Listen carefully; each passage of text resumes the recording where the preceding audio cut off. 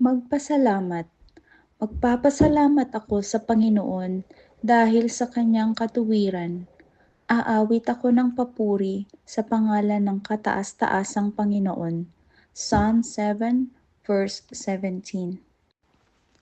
Magpapasalamat ako sa inyo, Panginoon, ng buong puso. Ihahayag ko ang lahat ng inyong kamangha-manghang gawa. Psalm 9 verse 1. Pumasok kayo sa kanyang mga pintuan na may pasasalamat at sa kanyang mga kalooban na may papuri. Magpasalamat sa kanya at purihin ang kanyang pangalan, sapagkat ang Panginoon ay mabuti. Ang kanyang pag-ibig ay walang hanggan, at ang kanyang katapatan ay tumagal sa lahat ng salinlahi. Psalm 100 verse 4 to 5.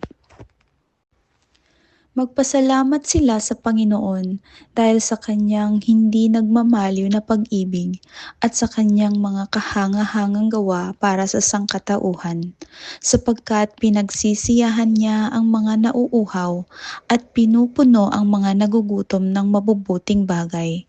Psalm 107 verse 8 to 9. Purihin ang Panginoon, kayong lahat ng bansa.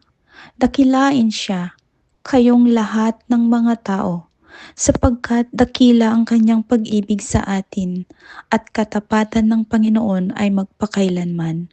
Purihin ang Panginoon. Psalm 107 verse 1 to 2.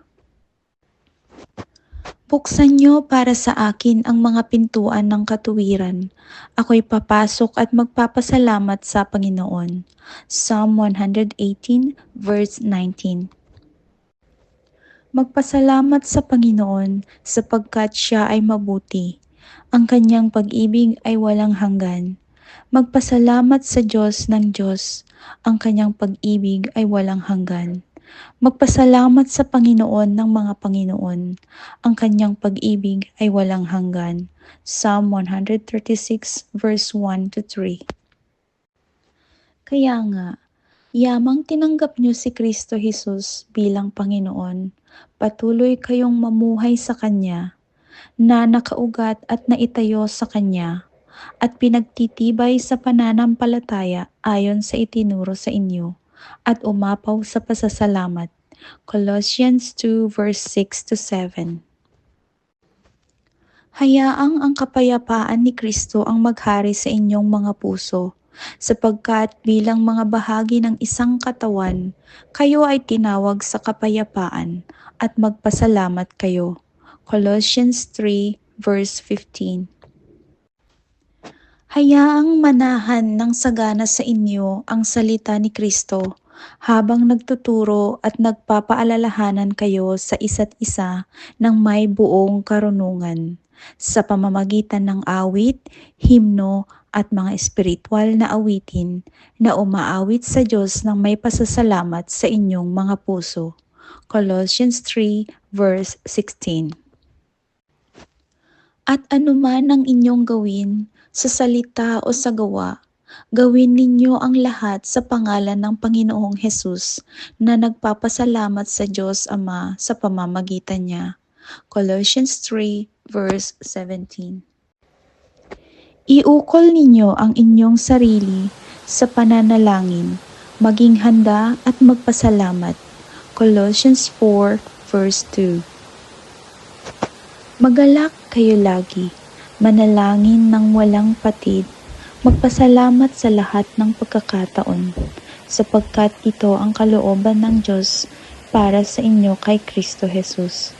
1 Thessalonians 5 verse 16 to 18. Umawit at gumawa ng musika mula sa inyong puso para sa Panginoon. Palaging nagpapasalamat sa Diyos Ama para sa lahat ng bagay, sa pangalan ng ating Panginoong Hesukristo. Ephesians 5 verse 19 to 20. Dahil dito, mula nang marinig ko ang tungkol sa inyong pananampalataya sa Panginoong Hesus at sa inyong pag-ibig sa lahat ng mga tao ng Diyos, hindi ako tumigil sa pagpapasalamat para sa inyo. Lagi ko kayong inaalala sa aking panalangin. Ephesians 1 verse 15 to 16. Salamat sa Diyos para sa kanyang hindi maipaliwanag na kaloob. 2 Corinthians 9 verse 15. Mga kaibigan, nais ba ninyong magpasalamat sa Panginoon para sa lahat ng ginawa niya para sa atin sa krus? Sa Isaiah 53 verse 5, inilalarawan kung paano ang Mesiyas na si Jesus ay binayubay dahil sa ating mga pagsuway at nagdala sa atin ng kapayapaan at kagalingan sa pamamagitan ng kanyang mga sugat. Sa Romans 5 verse 8, sinasabi na namatay si Kristo para sa atin kahit tayo makasalanan pa. Isang malinaw na patunay ng pag-ibig ng Diyos.